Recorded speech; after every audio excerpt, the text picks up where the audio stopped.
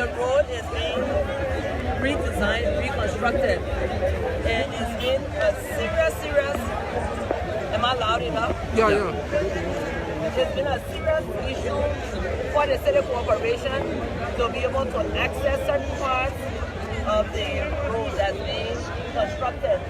And what we find happening is the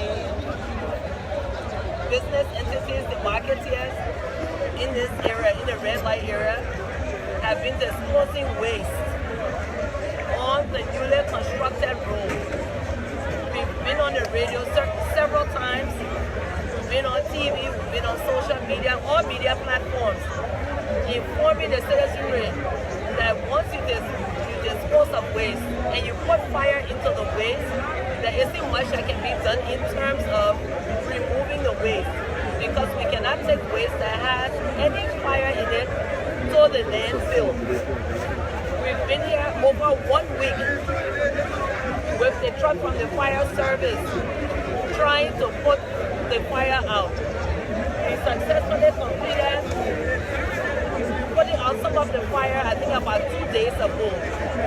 But we've been here for about 5 days, going 1 week, trying to put the fires out within the waste. And as we put the fires out now, what we decided, the 2 trucks that we have at the city corporation, we will start hauling the waste to the landfill. As you can see, if you go further down, there's still fire in some of the waste down there. If you look to my right, you will see a huge mountain that looks like waste, but it's not waste. Underneath it is the old asphalt and some of the bricks and stuff from the demolition exercise that took place here. So people decided that they would throw waste on top of the rubble that was left. I have spoken to Public Works to come to our aid in helping us clean up any demolition, any debris that was left here from the demolition, because we find that people are throwing waste in the debris. Also, I wrote a letter to the contractors to SICO. As you can see, we have some of the SICO personnel here also. It's very disheartening, because as SICO lays the asphalt, people come, they roast their corn, their cassava, at the end of the day, they throw that waste right on top of the freshly poured asphalt, put fire to it, and of course that's degrading the asphalt that has already been laid for everyone's benefit. So I'm appealing to the Liberian people. This appeal has been going on for 3 years. Find better means of disposing your waste. We've had community engagements, we've engaged the LMA, we've engaged the business community.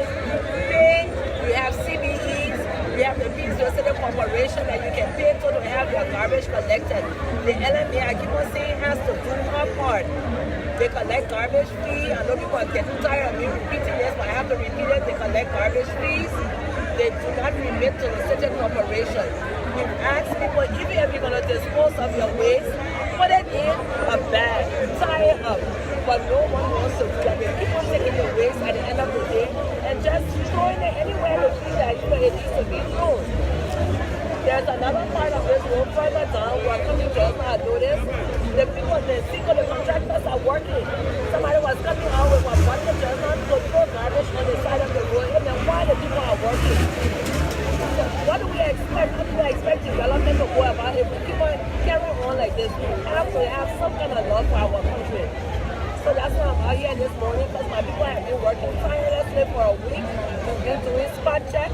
But this morning, I told the whole city corporation, everybody, directors, everybody, that we have to come out to red light this morning just to be able to boost the morale of our people and to see the work that was carried out yesterday. So, Mayor, what's the sustainability plan of this exercise, looking at the challenges the city corporation might have been confronted with over the years?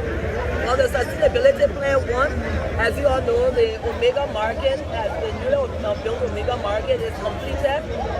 We have to find a plan to start to move some of the markets here to the Omega Market. It has to be structured in a way that we can have a smooth transition.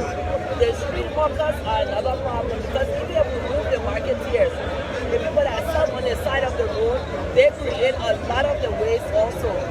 So we have to sit down and be able to strategize how to move them and how to strategically place them at the Omega Market, so we don't have what's going on at red light.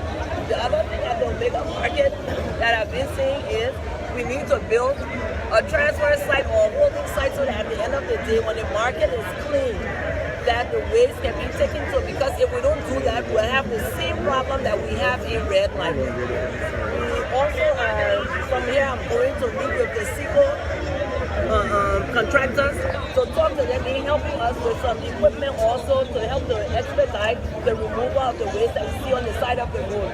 Because also, they cleared the road, they broke down in the demolition exercise, and if you look around, you see bricks, you see old buildings just thrown all over the place, and it's unsightly.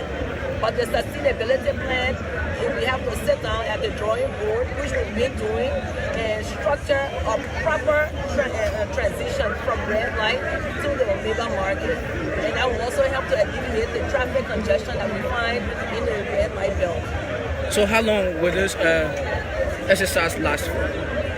What we're doing here today, this exercise, I'm sure it's going to be to reduce the amount of waste, and some of the places are not even accessible because it's been blocked off. Vehicles cannot get to it, so we have to probably use manpower. So really, I cannot say, because those places are not accessible for vehicles to go, for the trucks to go. We'll probably have to use manpower and haul to a dumping site where the front end loader can pick it up. So I really cannot say. Respond to this. Well, you know, that's the price we pay for development. It's either we have the bad road and we have congestion of traffic, or we have a road that we can all fly and be proud of.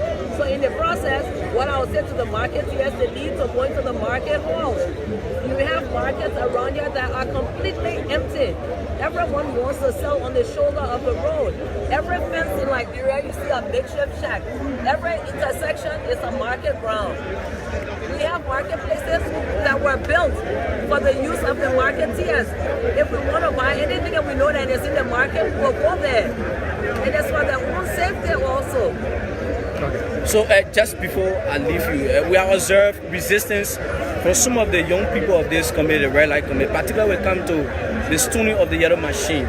What can you say to young people while the exercise is ongoing in terms of not bringing resistance or stoning officers from the police and that of the PCC? You know that salt is something. The civil corporation over the years cannot have our own equipment. We have fought, and our partners and our donors heard our plea and saw the necessity of giving us some equipment that we can boast and say that it belongs to the Paynesville Civil Corporation.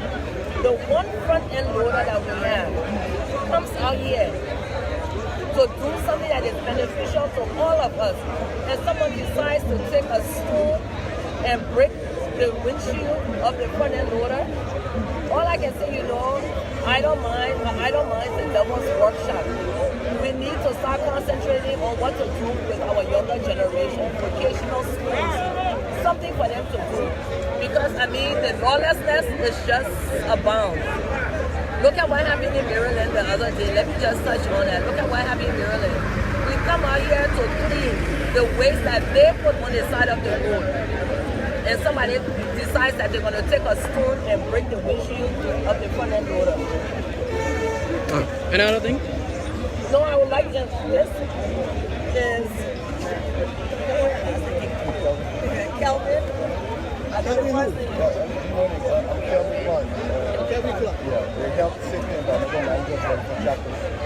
Now tell us how difficult it is since you started the construction, especially in a red light. I mean, if I just go through a little summary of the projects that we got started,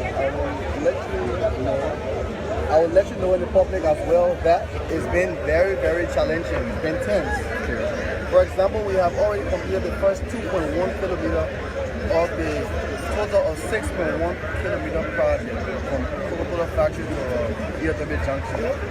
So, through the process of the completion of the 2.1 kilometer project, there are so many challenges there facing the site safety, the environment, you know, for the project. For example, you have a union of motorcycles, you have a union of commercial vehicles. The road have been designed and transformed in a way that there will be no parking in certain area as it used to be. But since we did a separation of the road and the completion of the first corridor, first phase, the difficulty have been there when it comes to motorcycles, the marketeers, and the commercial vehicles union as well. We have a lot of intrusions which leads to corporate violence, major injuries, and so on and so forth. Now we are commencing the second phase of the project. We still have to use the first phase of the project to transport goods, materials, and whatsoever through this lane. We still have high level of intrusion for the marketeers and motorcycles as well. We have huge disposal of waste in certain area of the project which have already been completed. The waste have been there over 3 to 4 months and have been on fire. And likewise what the mayor said, we're using the fire service to extinguish some of the fire from this waste. So that's not going to happen. We're only extinguishing few of them from the top layer of the waste, because the waste is so huge that we have to reshuffle or scatter the entire thing before extinguishing the fire, because it's beneath, all the way beneath the disposal of those wastes.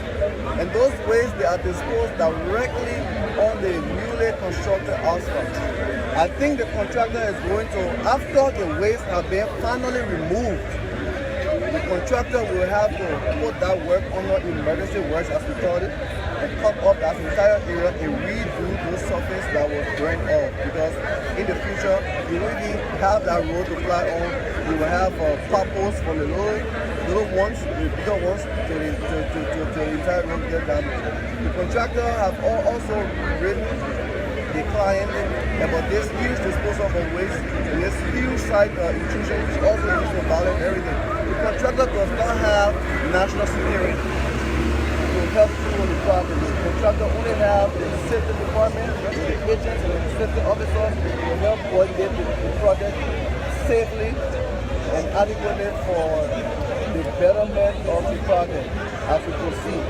They don't have national security.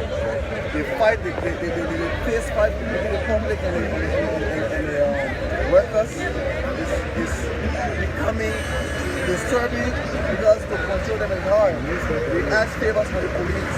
And what I'm trying to say is, with this step that the mayor is taking right now, I think it will help the project to go smoothly, because you don't want to complete certain section of the project and then after a few months you go back to that section that you completed and it's still the same, or it's like you haven't done anything. For example, you have the rectangular drainages that separate both double lanes. Those drainages, they are full with huge deposit.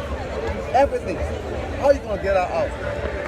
The culverts that were the newly constructed culverts that were installed in certain areas to minimize the flow of water during the rainy season have been completely blocked.